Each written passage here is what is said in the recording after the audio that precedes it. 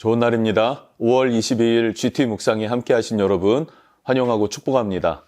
오늘은 욥기 14장 1절에서 22절 말씀으로 소망을 더해주는 시련이란 제목으로 하나님 말씀 나누겠습니다. 본문 말씀 먼저 읽어봅니다. 제14장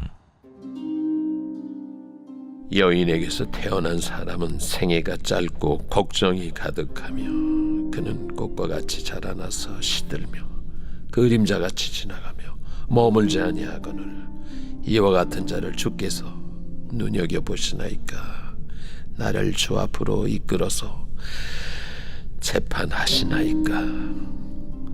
누가 깨끗한 것을 더러운 것 가운데서 낼 수 있으리까. 하나도 없나이다. 그의 날을 정하셨고 그의 달수도 주께 있으므로 그의 규례를 정하여 넘어가지 못하게 하셨사온즉 그에게서 눈을 돌이켜 그가 품꿈같이 그의 날을 마칠 때까지 그를 홀로 있게 하옵소서. 나무는 희망이 있나니 찍힐지라도 다시 움이 나서 연한 가지가 끊이지 아니하며 그 뿌리가 땅에서 늙고 줄기가 흙에서 죽을지라도 물 기운에 움이 돋고 가지가 뻗어서 새로 심은 것과 같거니와 장정이라도 죽으면 소멸되나니 인생이 숨을 거두면 그가 어디 있느냐. 물이 바다에서 줄어들고 강물이 잦아서 마름같이 사람이 누우면 다시 일어나지 못하고 하늘이 없어지기까지 눈을 뜨지 못하며 잠을 깨지 못하느니라.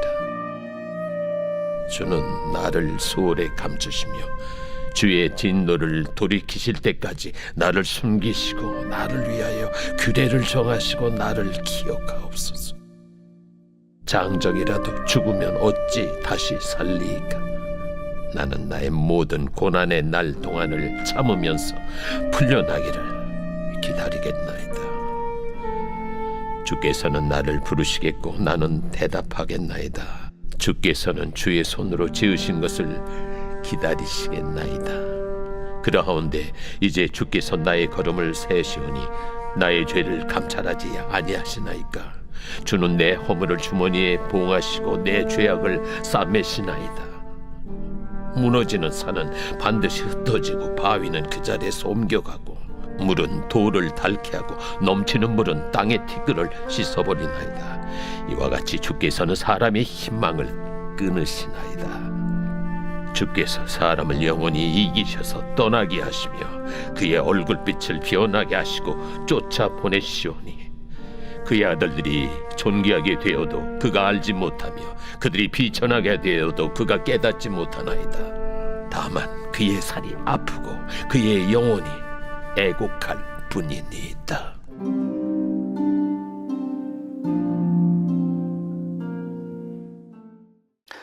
오늘 말씀 1절부터 6절까지는 인생은 짧다. 그런데 그 짧은 인생도 죄악으로 가득하구나 라는 표현입니다.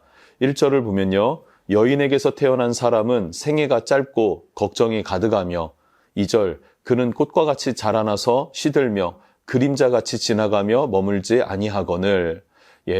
짧은 인생입니다. 사람이 태어나면 쏜살과 같이 간다 그러는 거예요. 어릴 적에는 시간이 참 안 간다는 생각이 들기도 하죠. 그러나 어른이 되어서 뒤를 돌아보면은 너무나 빨리 시간이 지나가고 가면 갈수록 그 시간은 너무 쏜살같이 간다라는 것을 우리는 깨닫게 됩니다. 그래서 그 인생, 짧은 인생을 무엇과 비교하냐면 꽃과 같이 비교하고 있어요. 아름다운 꽃이죠. 그러나 그 아름다운 꽃도 어떻습니까? 금세 시들어버리죠. 봄이 되면 벚꽃이 만발하지 않습니까? 그래서 벚꽃을 보면서 좋다라고 생각하고 다음 주에 또 와야지 하면 그 다음 주에는 대부분 떨어져 있는 경우를 많이 경험하죠. 장미가 화려하게 피면서 여름을 맞이합니다. 그런데 그 장미꽃도 어떻습니까? 아름답다라고 하면 금세 시들어버리기 마련이다라는 거예요. 인생이 그와 같다는 거예요. 이제는 아름다워지는구나, 아름답구나 라고 느껴지면 금세 시들어버리고 떨어지더라라는 것입니다. 그림자와 같이 또 인생을 비교합니다. 그림자가 어떻습니까? 가만히 머물러 있는 그림자는 없습니다. 금세 움직여지고 그 빛의 방향이 바뀌어지면서 그림자 모양은 틀어지죠. 마치 인생이 그와 같다는 거예요. 이렇게 인생이 짧은데 하나님 왜 나를 고난 가운데 버려두십니까? 왜 내버려 두시나요? 라고 하면서 하나님 앞에 호소하고 있는 욥의 모습입니다. 4절부터 6절 말씀은 이 짧은 인생도 하나님께서 한계를 정하신 것이고 우리의 연수도 하나님께서 정하시지 않으셨습니까? 하나님이 통치하시는 분이시고 다스리시는 분 아니십니까? 라고 고백합니다. 그러니 나를 내버려 두십시오. 고통에서 제발 나를 풀어주십시오. 나를 고통스럽게 하지 말아주십시오. 라고 하나님께 부탁하는 그런 고백을 6절까지 하고 있습니다. 이어서 7절부터 12절까지의 말씀을 보면요. 욥은 나무보다 내 인생이 더 못합니다. 라고 고백을 하고 있어요. 나무는 어떻습니까? 배임을 당해도 그 배인 것으로 인해서 죽은 것과 같지만 움이 트기 시작하죠. 또 음이 튼 곳에서는 어떻습니까? 연한 가지를 내면서 다시 그 나무는 나무의 역할을 감당하더라. 다시 소생하더라, 살아나더라 라는 거예요.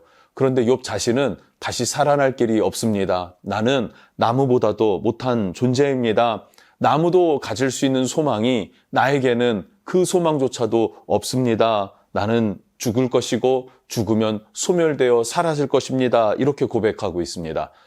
왜 이렇게 고백을 하냐면 아직 욥에게는 부활의 신앙이 없었던 것입니다.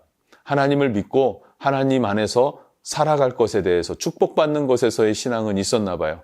그러나 죽음 이후에 다시 살아난다, 부활의 소망은 없었던 것 같습니다. 이게 욥의 한계였구나라고도 우리가 알 수 있겠죠. 그런데 놀라운 것은 13절부터 15절의 고백을 보면 부활에 대해서 전혀 알지 못했던 욥이 부활에 대한 소망을 갖기 시작했더라라는 것이죠. 여러분, 성도에게 부활은 무엇입니까? 우리는 부활 없이는 살아갈 수 없는 존재인 줄로 믿습니다. 십자가를 중요하게 여기지만 십자가의 완성은 부활이에요. 예수님이 죽은 것으로 끝나신 것이 아니라 죽으신 이유가 있었는데 그 죽으신 이유가 뭐냐면 우리를 위해서 다시 살게 하시려고 우리에게 새 생명을 주기 위해서 예수님께서 죄를 감당하사 십자가에 못 박혀 죽으신 것입니다. 그래서 예수님의 죽으심은 십자가가 목적으로 끝난 것이 아니라 그 십자가의 죽으심으로 말미암아 우리를 살리시는 게 목적이었기 때문에 부활로 하여금 십자가 사명의 완성을 이루셨습니다. 마찬가지로 우리에게도 이 부활의 소망, 부활의 믿음이 없다면 십자가를 믿은들 온전한 믿음이라고 할 수는 없는 것이죠. 온전한 복음은 십자가의 죽으심과 부활하심입니다. 그와 같이 우리가 다시 살아날 것, 이것을 믿는 여러분 될 수 있기를 주님 이름으로 축복합니다. 그런데 욥은 어떻습니까? 아직 그 부활 소망이 없었는데 고난을 통과하면서 죽음을 묵상하면서 또 그 죽음 가운데 하나님을 원망하기도 하고 절망하고 낙심하기도 하면서 그 과정 가운데 결국 믿음이 일어나기 시작하고 그 믿음으로 인한 부활의 소망을 맛보게 되더라는 것이죠. 13절입니다. 주는 나를 스올에 감추시며 라 그래요. 스올은 지옥을 말하고 있지 않습니까? 그러니까 네 고통 당하는 것보다 내가 지옥에 숨어서 고통을 피하는 것이 더 좋겠습니다. 고통보다 지옥이 훨씬 쉽겠네요 라고 느끼는 거예요. 지금 욥이 당한 고통은 지옥보다 더한 고통이었구나 라는 것을 느낄 수 있어요. 그러면서 이어서 하는 말이 주의 진노를 돌이키실 때까지 나를 숨기시고 나를 위하여 규례를 정하시고 나를 기억하옵소서. 다시 한번 나를 기억하셔서 나를 살리시고 나를 세워주실 것을 믿습니다. 기대합니다. 라는 거예요. 14절 장정이라도 죽으면 어찌 다시 살리이까? 나는 나의 모든 고난의 날 동안을 참으면서 풀려나기를 기다리겠나이다. 장정도 죽으면 그만이라는 거죠. 이 세상에 아무리 튼튼하고 능력 있고 빽 있는 사람도 죽으면 그만이에요. 그런데 욥은 뭐라고 합니까? 그럼에도 불구하고 나는 고난의 날 동안 참으면서 인내하면서 풀려나기를, 고난에서 해방되기를, 죽음에서 부활하기를 나는 기다리겠습니다 라고 고백하고 있는 것입니다. 여러분은 부활의 소망을 품고 살아가는 성도입니까? 아니면 여러분의 믿음은 십자가 믿음에 그치고 있습니까? 한번 돌아볼 수 있었으면 좋겠습니다. 16절부터 마지막 22절까지를 보면은 그렇게 욥은 다시 부활의 소망을 갖다가도 다시 깊은 절망 가운데 추락하게 되는 모습을 보게 됩니다. 욥은 고난 속에서 친구들과 논쟁하죠.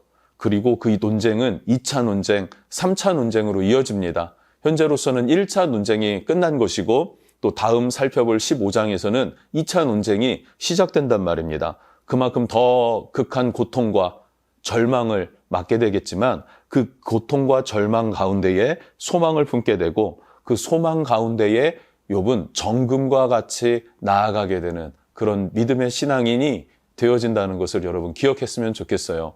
고난을 통과하다 보니 그러나 그 고난을 믿음을 지켜내면서 통과하기 시작하다 보면 그것은 바로 우리를 정금으로 만드시는 하나님의 계획이 되는 것이고 또 우리로 하여금 부활의 소망을 견고하게 하시는 하나님의 단련 장소가 되어진다는 사실 우리는 꼭 기억해야 합니다. 고난보다 부활의 소망을 갖는 것이 훨씬 더 유익한 것입니다.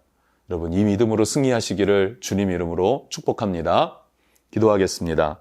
사랑의 주님 감사합니다. 우리가 고난을 당하고 환난을 당하나 담대할 것은 주께서 고난도 환난도 죽음도 이기셨기 때문에 우리도 그 주님과 함께 부활의 소망 가운데 거하게 됩니다.